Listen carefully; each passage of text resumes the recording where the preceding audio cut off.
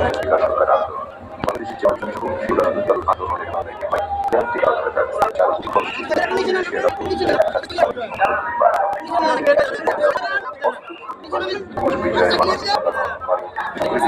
দলগুলো সমবায়িত জাতি ঐক্য ৫ বছরের সবশেষ বিজ্ঞাপন ৬ অক্টোবর করে তারা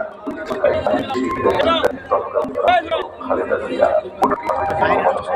রুবিয়াকে পরাস্ত করতে রাবার দপ্তরিয়া থাকায় আওয়ামী লীগ সবচেয়ে হাসিনা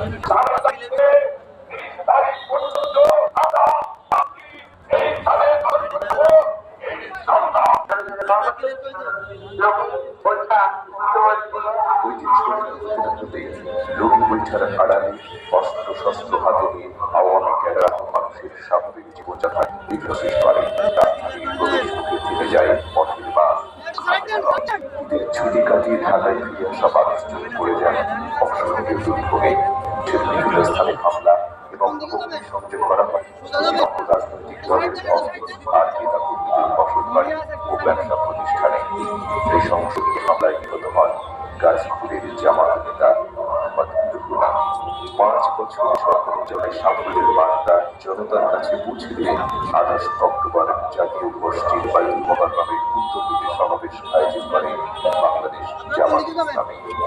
ওই দিন সকাল থেকে শুরু হয় মঞ্চজুড়ে নির্দেশ অনুসারে রোগী বৈঠার অস্ত্রসজ্জিত ক্যাডাররা জনপথে থাকে মোহনাপুর সহ আশেপাশের এলাকায় আসন্ন নির্বাচন এবং গণতান্ত্রিক ধারাকে ব্যক্ত করে সন্ত্রাসের মাধ্যমে নৈরাজ্য সৃষ্টি যেন হয়ে উঠে সমবেত নেতা কর্মীদের মূল মন্ত্র ক্রমান্বয়ে পরিস্থিতির জটিল আকার ধারণ করে প্রতিপক্ষকে আঘাত করে মঞ্চ দখল নেওয়ার জন্য উস্কানি দিতে শুরু করেন উপস্থিত নেতারা।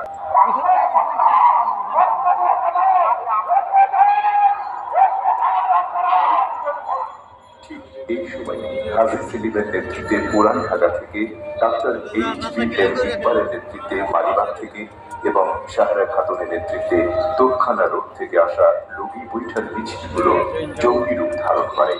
তারা তাদের পূর্ব পরিকল্পনা অনুযায়ী জামাতের শান্তিপূর্ণ সমাবেশ বন্ধ করার লক্ষ্যে সভা মঞ্চের দিকে অগ্রসর হয়। হামলাকারীদের প্রতিরোধে মানব ঢাল গড়ে তোলে সমাবেশ স্থলে উপস্থিত স্বেচ্ছাসেবকরা। সাথে সাথে প্রাণঘাতী হামলা শুরু করে রোগী বৈঠা বাহিনীর সন্ত্রাসীরা। তাদের হামলায় বেশ কয়েকজন নেতাকর্মী গুরুতর জখম হয়। ক্রমান্বয়ে বাড়তে থাকে হামলার তীব্রতা। প্রতিরোধ করার চেষ্টা করি। ওরা প্রচুর পাথর মারতেছে, ইট মারতেছে, আমরা সেগুলো টোকায় টোকায় ওইটাও কিন্তু মারতেছে। তবে ওরা যতটুকু মারে আমরা মারতে পরে আমরা স্লোগান দিলে ওরা অনেক বেশি দূর দৌড়ে চলে যায়। এক পর্যায়ে মনে হচ্ছে যে মানে ইটের আঘাতগুলো এক পর্যায়ে আমি আর পারতেছি না। উত্তর দিকে দৌড়িতে একটু আগাবো, দেখলাম যে না সেদিকেও যেতে পারতেছে না, ওদিক থেকে দিকে ওরা আসতেছে। আর অলরেডি পশ্চিম দিক থেকে তো আসেই ওরা। তাহলে কোন দিকে যাবো? পূর্ব দিকে যাবো। শেষ পর্যন্ত আসলে পূর্ব দিকে যাওয়া আমার হলো কিনা আসলে জানি না। এই পর্যন্ত আমার মনে পড়ে ওই পল্টন মোড়ের ব্যাপারটা।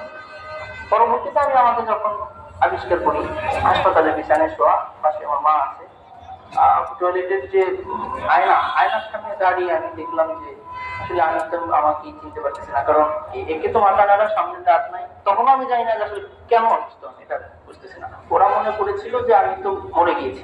মরে যাওয়ার পরে ওরা নাকি লাশ এরকম করে উঠিয়ে ওরা চিৎকার করে করেছিল যে লাশ যদি দরকার হয়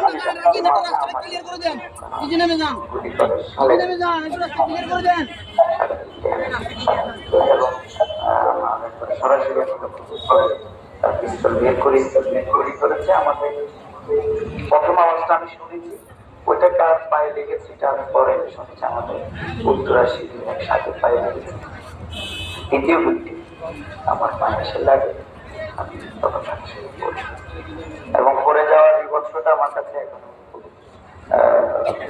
মনে হলে গাটা ছিঁড়ে দিয়েছে। আমি তো দাঁড়ানো ছিলাম, আমার প্যান্টটা ছিল খুব মোটা, হাফ শার্ট পরা ছিল, জুতা ছিল বাইরে, কিন্তু ওই আমাদের এই গাড়ির